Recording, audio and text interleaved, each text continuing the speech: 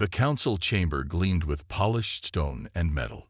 Strange plants from 100 worlds lined the walls, creating an atmosphere of ancient authority.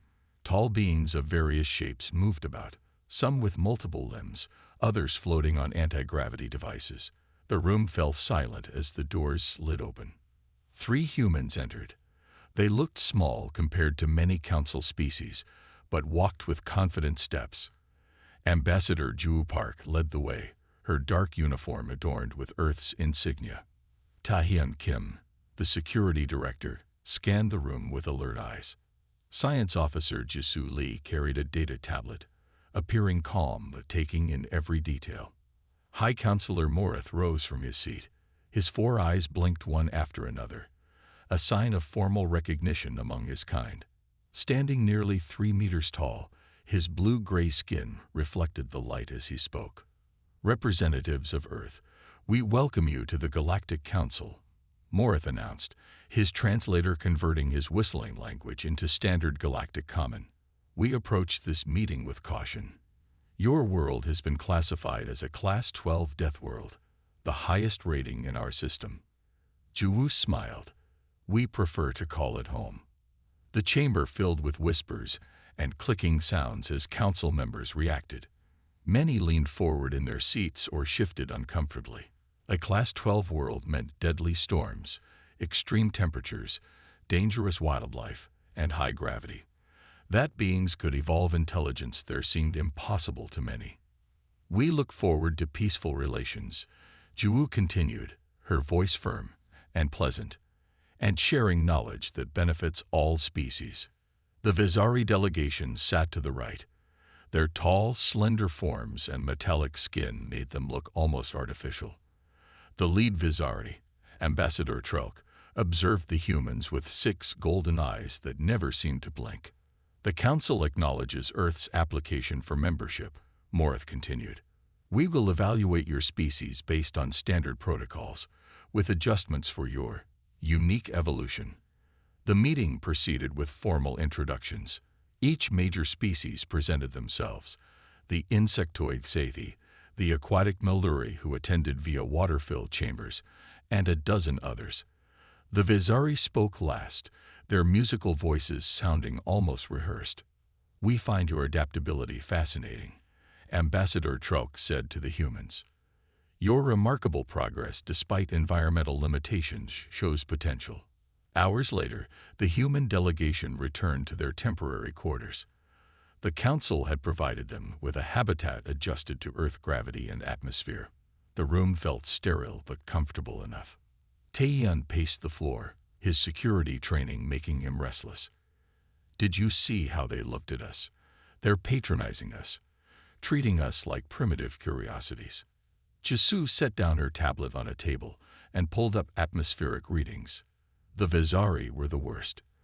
"Did you notice how they kept referring to our remarkable progress despite environmental limitations, as if we're children who learn to use tools? They called Earth a challenging starting point for civilization," Taehyun added. "I wanted to tell them about our history, our art, our achievements." Juwoo stood by the window, looking out at the strange stars of this central council world. "Let them underestimate us," she said, scrolling through the initial trade proposals. "It may work to our advantage." The proposals offered Earth-limited technology in exchange for rare metals and biological samples.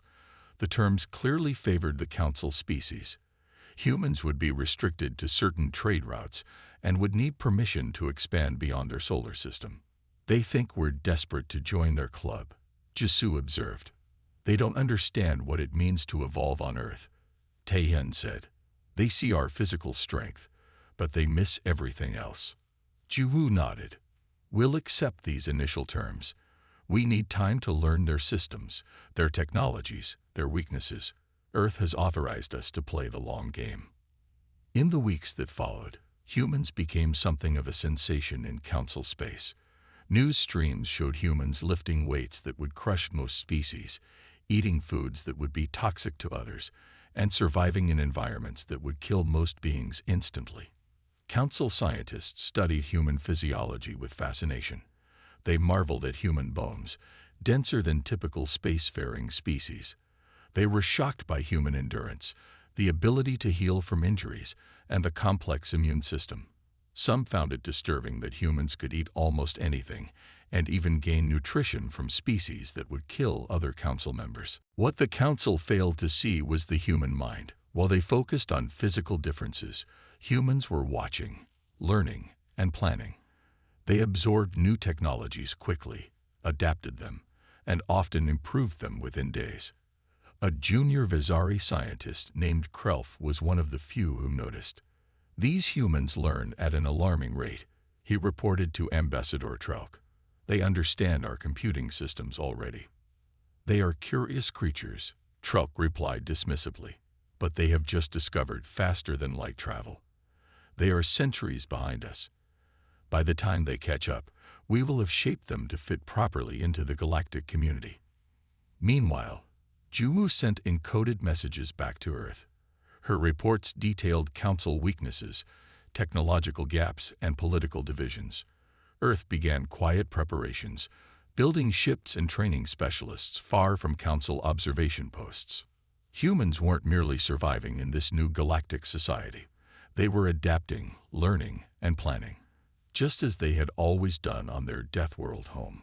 5 years had passed since humans joined the Galactic Council. Earth ships now traveled between stars, carrying settlers to new worlds. The Council had marked many planets as uninhabitable in their records, but humans saw opportunity where others saw danger. Colony Epsilon sat on a rocky world with high gravity and fierce storms.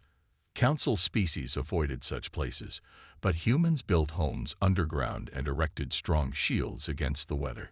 What started as a small mining operation had grown into a town of 3,000 people. Director Hyun-Soo Kang stood at the window of his office, watching workers repair power lines damaged in the latest outage. His screen displayed reports from the colony leader. The situation troubled him deeply. Fleet Commander Min Ji-yoon entered the room. Her uniform showed the marks of recent space travel, and her eyes carried the weariness of someone handling too many problems at once. "You wanted to see me, Director?" she asked.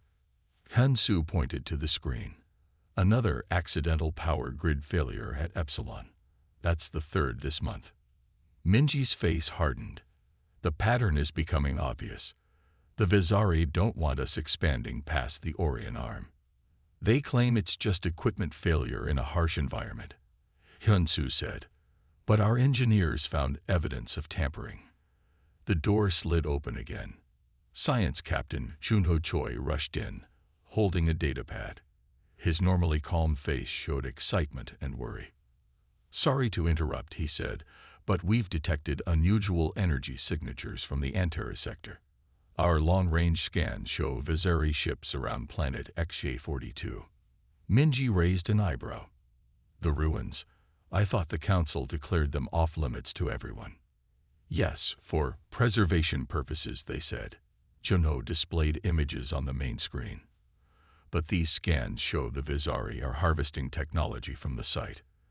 They're removing artifacts and loading them onto ships." The three humans studied the images in silence. The ancient ruins on XJ42 contained remnants of a civilization that had vanished thousands of years ago. The Council had forbidden all species from disturbing the site, claiming it needed protection. "Forward this to Ambassador Park," Minji ordered after a moment. "But we continue our official policy of cooperation. We're not ready to show our hand." Hyun-Soo nodded. "Meanwhile, we need to protect our colonies better. I'm authorizing increased security measures at all outposts, but we'll keep them hidden from Council inspectors." Far from this meeting, Engineer Do-hyun Ryu worked alone in Mining Outpost 7, a small operation on an asteroid rich in rare minerals. The outpost sat at the edge of human territory, far from major trade routes. Do-hyun had been mapping a new tunnel when his sensors detected an unusual cavity. Breaking through the rock wall, he discovered a small chamber that didn't look natural. His light revealed smooth walls covered in strange symbols. In the center sat a metal container, untouched for what must have been thousands of years. With careful hands, Do-hyun opened it and found what looked like technical drawings, schematics for something big. "This can't be right," he whispered to himself as he analyzed the designs. The schematics showed a propulsion system unlike anything humans or the Council used. According to his initial calculations, a ship with this drive could travel 10 times faster than the fastest Vezari vessels. Within days, the schematics reached Earth. Top engineers worked in secret facilities, studying the ancient technology and figuring out how to build it.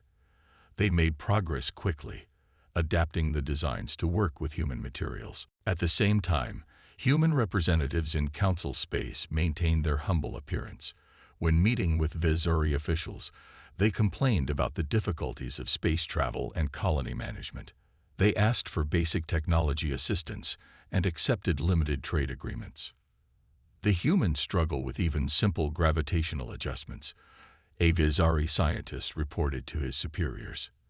Their ships are functional but primitive. Ambassador Trelk, now promoted to Vezari High Command, smiled at the report. As expected, they are adaptable creatures but lack the evolutionary advantages of superior species. They will remain dependent on Council guidance for centuries. Meanwhile, the first human ship with the new drive system completed a test run, traveling across the galaxy and back in a fraction of the normal time. The ship's exterior looked ordinary, deliberately designed to hide its advanced capabilities. Human colonies continued to suffer mysterious equipment failures and resource shortages. Official complaints to the Council received sympathetic responses, but little action. The Vezari offered to assist by placing their own security forces at human outposts, an offer Earth politely declined. What the Vezari and other Council species failed to notice was how human ships always seemed to arrive exactly when and where they needed to be. If a colony faced an emergency, supplies would appear just in time. If Vezari ships approached a human outpost, Earth vessels would be there to welcome them. As Director Hyunsu reviewed the latest secret fleet deployment, he allowed himself a small smile. "How long until all our major ships have the new drive?" he asked. 3 months, Minji replied. "We're keeping the old drives on standby to use when Council species are watching." The humans continued their silent expansion, building strength while appearing weak. They had learned well the most important lesson of Earth's dangerous environment. Sometimes survival means letting your predators think you're already beaten. Proxima Station hung in space like a silver wheel, rotating slowly to create gravity for its inhabitants. Built as a neutral meeting place, the station hosted delegates from all Council species. Today it would serve as the location for peace talks between humans and the Vezari. Ambassador Sun Woo-yoon stood in his quarters, checking his appearance one final time. His dark blue uniform fit perfectly, the Earth emblem gleaming on his chest. At 53, Sun Woo had spent most of his career in diplomatic service. He had hoped to retire soon, but recent events made that impossible. "Ambassador, it's time," said his assistant from the doorway. Sun Woo nodded. "Has the Vezari delegation arrived?" "Yes, sir. They're already in the conference hall." The hallways of Proxima Station bustled with activity. Representatives from 12 species moved about, some floating, others walking on many legs. Humans were still a rare sight here, drawing curious looks. Security Chief Jimin Han met Sun Woo outside the conference hall. 4 human guards stood nearby, alert but not obviously armed. "The room is secure," Jimin reported. "We have 26 delegates inside, including representatives from the major council races. And the Vezari?" 6 delegates led by Vextor. They'd brought their own security team. Sun Woo took a deep breath. "Let's not keep them waiting." The conference hall featured a large round table with the council emblem in its center. Viewports showed the stars outside, a reminder of the vastness they all shared. The Vezari delegation sat on the far side, their metallic skin reflecting the light. Vextor rose as Sun Woo entered, taller than most Vezari, with 6 golden eyes and skin that shifted between copper and bronze tones. He had a reputation as a skilled negotiator. "Ambassador Yoon," Vextor said, his voice musical yet somehow cold. "We are pleased you agreed to these discussions." As they took their seats, Sun Wu noted how the Vizari security personnel positioned themselves near computer terminals rather than their delegates. Unusual, but not obviously threatening. "The Council appreciates human persistence," Vextor continued, leaning forward, "though we must insist on certain limitations to ensure galactic harmony." Sun Wu opened his mouth to respond when the station shuddered violently. The lights flickered, then dimmed as emergency systems activated. A deep boom echoed through the structure. Warning sirens blared. A computerized voice announced, "Warning. Hull breach detected on levels 3 through 5. Emergency protocols activated." The room erupted in panic. Delegates rose from their seats, some calling out in their native languages. "We're under attack," Jimin shouted, already moving toward Sun Wu and the other delegates. His hand went to his concealed weapon. Through the viewports, Sun Wu glimpsed a flash of light. Weapons fire. Before he could process this, Jimin grabbed his arm. "We need to evacuate now, sir." As they moved toward the exit, Sun Wu noticed something strange. The Vizari delegation had moved to predetermined positions immediately after the first explosion, almost as if they had expected it. While other species panicked, they moved with calm purpose. The station shook again. Overhead lights failed completely, leaving only the red emergency strips to guide them.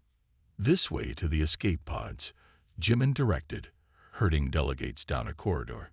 His team worked efficiently, helping injured aliens and maintaining order. Sun Wu looked back and saw Vizari guards accessing computer terminals, downloading data rather than evacuating. Their actions seemed practiced, rehearsed. "Jimin," he said quietly. "The Vizari. They knew this was coming." Jimin nodded grimly. "I noticed. We'll discuss it once we're safe." They reached the evacuation area where small ships waited to carry delegates to safety. Human security teams worked quickly, loading frightened aliens and launching pods. Meanwhile, the Vizari had vanished from sight. Hours later, aboard the human rescue vessel Mercy, Sun Wu received the initial report: 3 decks destroyed, 17 dead, 40 injured. The station's main computer core was damaged, but our techs recovered some security footage. The footage showed masked attackers boarding the station minutes before the first explosion. Their movements and equipment suggested professional military training. "No identification on..." "The Vizari think they have us trapped," he said. "They expect surrender or a desperate attack." Yunha smiled slightly. "They still think we're just strong animals from a death world." The communications officer turned suddenly. "Admiral, incoming transmission from Earth Command. It's being broadcast on all frequencies." "On screen," Ji-hoon ordered. The main display showed Earth's President Mina Kang sitting at her desk. She looked calm, her expression serious, but not afraid. "To all species of the Galactic Council and to the Vizari High Command," she began, "we have received your ultimatum demanding our surrender. After careful consideration, Earth's response is no." The message ended there. One word, final and clear. "All ships, execute Operation Dawn," Ji-hoon commanded. Throughout Council space, human vessels suddenly appeared. They dropped their stealth fields and activated new drive systems never before seen by other species. Around New Seoul, 30 human warships materialized, surrounding the Vizari blockade. The Vizari fleet turned in confusion, weapons charging. Before they could fire, the human ships emitted a focused energy pulse. Vizari systems flickered and died. Their weapons went offline, their engines stopped, and their communications failed. Similar scenes played out at Vizari bases across the galaxy. Human ships appeared without warning, using precision strikes to disable rather than destroy. Within hours, the entire Vizari military stood paralyzed. In the Vizari High Command Center, panic spread as reports flooded in. "How is this possible?" Trelk demanded as his screens went dark one by one. "They were primitive. Their technology was centuries behind ours. The doors to the command center slid open. A team of humans in combat armor entered, led by Commander Ji Quan. "Supreme Commander Trelk," she said calmly, "your military forces have been neutralized. No lives have been taken." Trelk stared in shock. "How did you find our command center?" "It's hidden, shielded." "We've known its location for years," Jai replied, "just as we've known about your plans for humanity." Across all Council communication channels, a recording began to play. It showed Trelk and his advisors in a secret meeting 6 months earlier. "The humans must be eliminated before they become too troublesome," Trelk's recorded voice stated clearly. "They adapt too quickly. Their colonies are expanding into resource-rich regions we had reserved for our future use. The attack on their peace delegation will provide the excuse we need to implement containment." The recording continued, revealing the Vizari plot in detail. The staged attack on Proxima Station, the planned invasion of human colonies, and the ultimate goal of reducing humans to a controlled, limited species serving Vizari interests. When the recording ended, it was replaced by a list of coordinates, the location of every secret Vizari facility, containing technology stolen from ancient ruins and other species. On the bridge of the Indomitable, Admiral Jihoon watched the Vizari ships drift powerless in space. "Begin rescue operations," he ordered. "I want every Vizari crew safely evacuated before their life support fails." Receiving transmissions from Council representatives, Yunha reported. "They're requesting urgent meetings." Jihoon nodded. "Tell them we'll meet as soon as the Vizari crews are safe." "Sir," Yunha said hesitantly, "some of our captains are asking why we're helping the Vizari after what they plan to do to us." The Admiral looked at the drifting ships on his screen. "Because that's the difference between being dangerous and being cruel. We can be the most dangerous species in the galaxy when threatened, but we choose not to be cruel when victorious."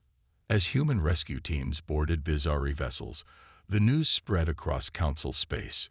The Deathworlders had revealed their true capabilities, and yet they had chosen mercy over vengeance. The Grand Council chamber had never held so many beings at once. Representatives from every known species crowded the tiered seats. Some had traveled for weeks to attend this emergency session.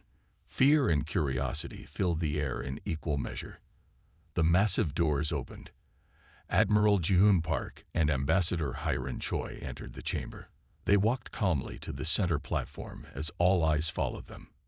Jihoon wore his full military uniform with its simple decorations. Hiron carried a data tablet containing a document that would change galactic history. High Counselor Morith rose to speak. His large frame trembled slightly. "The Council recognizes the representatives of Earth," he said, his voice echoing. "We are here to discuss recent events and the future of our relations." Hiron stepped forward. "Thank you, High Counselor. We appreciate this opportunity to speak directly with all Council species." "Before formal discussions begin," Morith said quietly, "I must ask the question on everyone's mind. Your ships appeared throughout our space simultaneously. Your technology surpassed our understanding. You disabled the entire Vizari military without bloodshed." He paused. "You could have destroyed us all."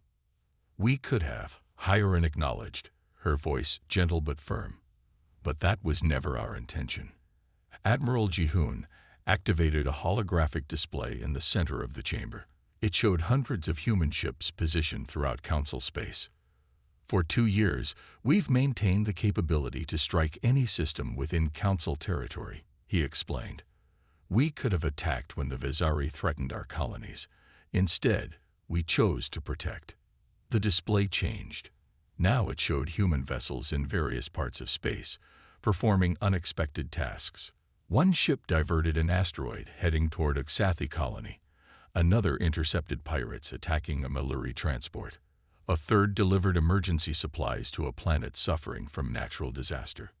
"We've been doing this quietly, without recognition," Hiron said, "because we believe in cooperation, not domination."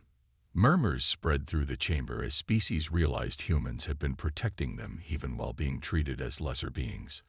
Today we propose the Terran Accords, Hieron announced, sending the document to each representative's data system. A new compact establishing human worlds as independent but aligned with Council interests. We will serve as peacekeepers, not conquerors. The Council delegates reviewed the terms with surprise. The humans asked for equal standing in the Council, free trade, and mutual defense agreements. They offered to share some technology and requested only that other species respect human territory and sovereignty. From the Vizari section, a voice rose. Representative Dexmar stood, his copper skin dull after days in detention. And if we refuse these terms, he challenged, what then? Admiral Jihoon smiled slightly. Then we stop playing nice.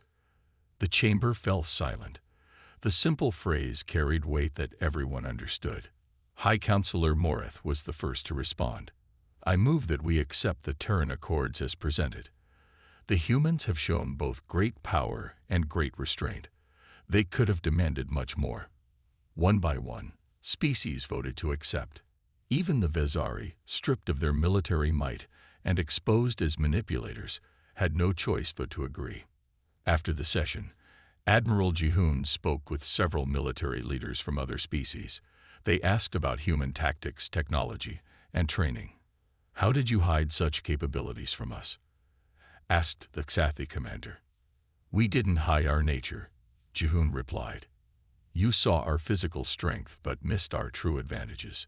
Humans evolved on a world that tried to kill us daily. We survived not just through strength, but through cooperation and innovation. Meanwhile, Ambassador Hieron met with civilian leaders. A young representative from a newly joined council species approached her. My people don't understand, the representative said. The recording showed the Vizari plan to enslave or destroy humans. Yet you saved their ships when you could have let them die. Why show mercy to those who planned you harm? Hieron considered the question. Because that's the difference between being dangerous and being cruel. Earth taught us to be dangerous when needed. Our own history taught us the cost of cruelty. In the years that followed, the phrase spread throughout the galaxy. The day the Deathworlders stopped playing nice. Species told the story to their children, not as a tale of conquest or violence, but as the moment when the galaxy learned that humanity's greatest strength wasn't their ability to survive hardship, it was their commitment to ensuring others wouldn't have to. Human colonies flourished. Vizari influence diminished as their secret operations were exposed. The Council transformed from a hierarchy of species to a true cooperative of equals. On the 10th anniversary of the Terran Accords, a monument was unveiled on the Council homeworld. It showed a human hand extended in peace, but strong enough to defend itself if needed. The inscription read, "Strength without compassion is merely force. Compassion without strength is merely sentiment. Together, they create justice." When new species joined the Council and asked why humans held such respect, despite coming from a death world, Ambassador Hieron, now elderly but still serving, would give them the same answer. We're dangerous, not cruel. There's a difference. The end.